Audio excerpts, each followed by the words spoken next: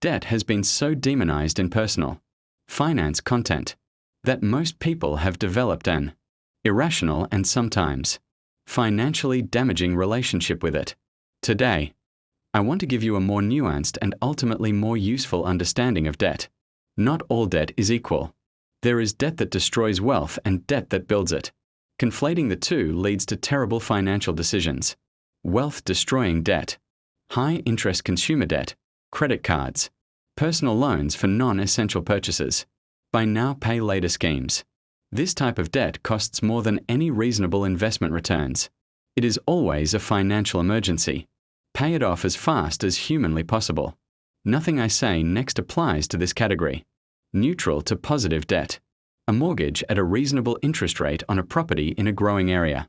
The interest cost is real, but you're building equity in an appreciating asset simultaneously. Whether this is good debt depends entirely on the specific numbers. Wealth-building debt. A business loan that generates more return than its interest cost. A student loan for a qualification that demonstrably increases earning capacity beyond the loan cost.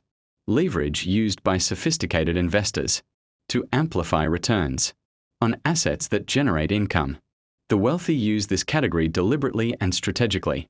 The problem is most people are using wealth-destroying debt to fund lifestyle while avoiding wealth-building debt out of a general fear of all debt equally.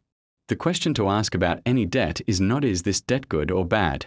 The question is, does this debt cost more or less than it returns? Credit card debt at 20% always costs more than it returns. A business investment at 8%. Interest generating 25%. Returns always earns more than it costs. Debt is a tool. Like all tools, it can build things or destroy things depending entirely on how it is used.